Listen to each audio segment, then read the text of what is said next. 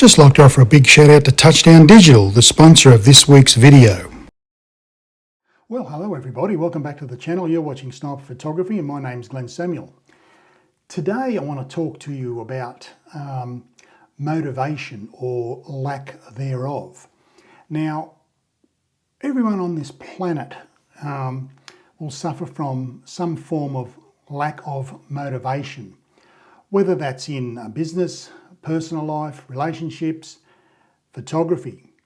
And it's a challenge for everybody to overcome a lack of motivation. So in this video today, I'm going to go through 8 points that I think will help you. And I've used this, this sort of system for many, many years because I too suffer from lack of motivation sometimes.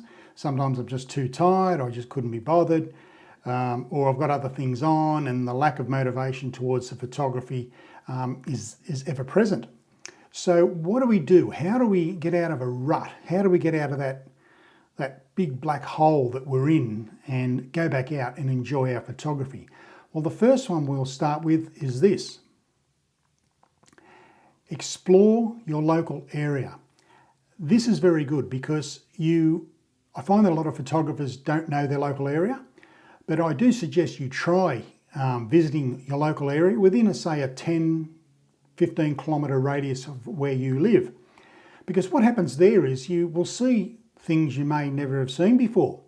So if you think about, right, I might go and visit the next suburb or the next park or the next national park or whatever the case may be, that will reignite some passion and you'll have some more motivation. So explore your local area and try that one first. The next one, look at your past work. This is a very good one. Look at the photos that you've taken in the past, and when you're looking at them, ask yourself, why did I take that photograph? Am I happy with it? When did I take it and where did I take it and what gear did I use? This way you will get inspiration from your own work. So looking at your past work is pretty valuable, I think. Now the next one, visit past locations. Now this is very important. Now I spend many months going back to or revisiting old locations because with landscape photography, as you know, it changes every minute of the day. So if you've been to an area in the last 12 months or 2 years or 3 years, or you haven't been there for 5 or 6 or 7 or 8 or whatever the case may be, go back there because that will also reignite your passion and give you motivation to get out there with your camera. You can't take photos with your camera sitting in your bag inside your home. You need to be out there with your camera. So try visiting past locations. Now the next one, study other good photographers. Now what I mean by this is study well-known photographers. I'm not talking about recent YouTube people. I'm talking about the greats. Ansel Adams, Michael Cannar. There's quite a few there. There's a raft of them out there. Just do a Google search on famous landscape photographers. Ken Duncan is another one, an Australian. If you look at their work, you don't necessarily have to copy what they're doing, but you can, through the lines when you're reading or looking at them or listening to them, it'll give you motivation for you to get out there with your camera and try and achieve your own special images. So study other good photographers, and I can tell you now that will help you greatly. The next one, read books on photography. This goes hand in hand with studying other photographers. Photography books are fantastic. In my home here I have a big library and a huge library, and the first 2 shelves are all photography books, and I've read them time and time again. Just don't read it and put it on the shelf. Excuse me. Read them. Buy them. Books are cheap these days. They're not expensive. And I believe you can learn from books. You really can, because the people that write these books are right up there. They are in the top 5% of landscape photography, and that will also give you the motivation to get out there with your camera. So the next one, make a diary.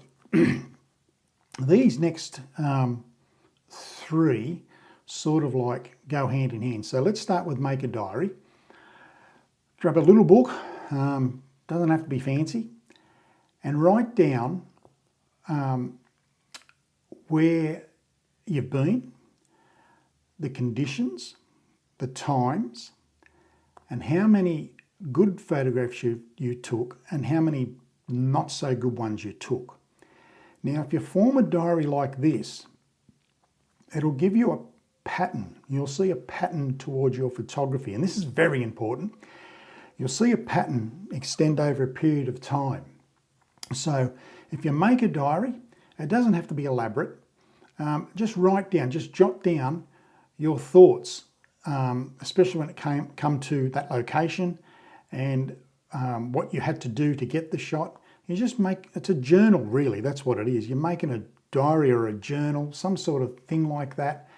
And then you can go back to it if you fall back into the trap of lack of motivation. You just open your diary and say, I remember that day. Yeah, I think I might go back there, revisiting old locations. The next one, make a project. Now this goes in with the diary. Now, making a project could be anything. It could be, you could go to capture a seascape. You could go out into the rainforest or forests or bush here in Australia and photograph trails or tracks or barks on gum trees.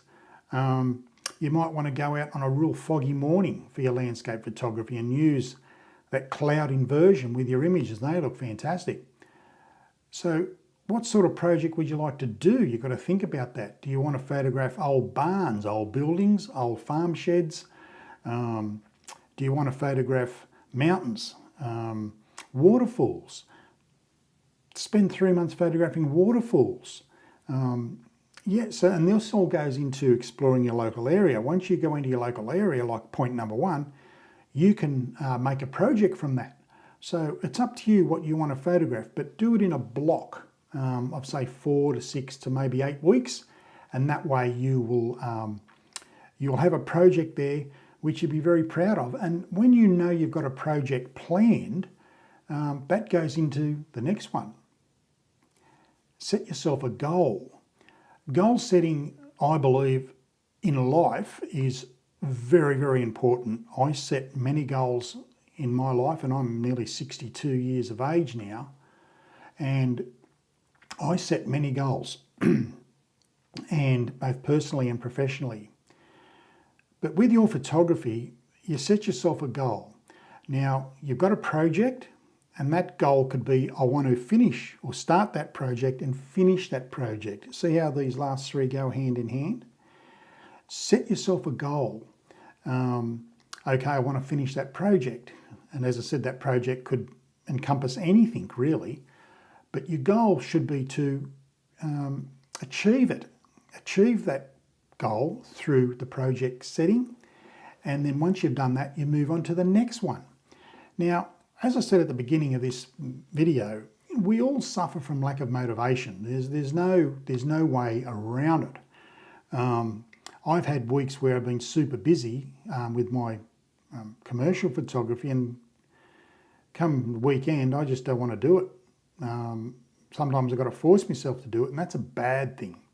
You've got to enjoy what you're doing. So whenever I get time off, I try and make sure that I'm motivated to get out. It could be during the week. I'll be out there taking photos for my personal, or myself personally, in between commercial work.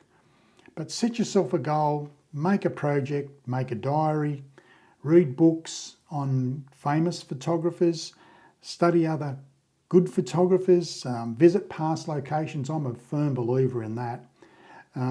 Look at your past work. Look at your old photographs that you took. Why did you take them? Where did you take them? Do they make you feel happy? That's the thing too. You've got to be happy doing this. and explore your local area. You don't have to spend thousands and thousands of dollars and travel all over the countryside to obtain good images, because things are expensive in our country, and as soon as you get in the car and you drive, it costs you money. So be very specific on your local area where you're going and build from there. And one last point, if you follow these 8 points, 8 examples, I can give you a gold-plated guarantee which you could take to the bank that your photography will improve. Why is that? It's because you're on top of it. You have to be on top of it and put all your effort into it and give it everything you've got, everything. And I think you'll find that your photography will improve. Great subject this. Let me know what you think. Do you set goals? Tell me, I want to know. If you're struggling, let me know. I can help you. I'm very easily contactable. So that's it for another episode of Sniper Photography. I hope you enjoy that one. As I said, put your comments down below. I love reading them. I love the correspondence, and I will always get back to you. So until then, my name's Glenn Selman. You've been watching Sniper Photography. And as I always say, be nice to yourself, family and friends. But most of all, you keep shooting. Keep smiling. Bye for now.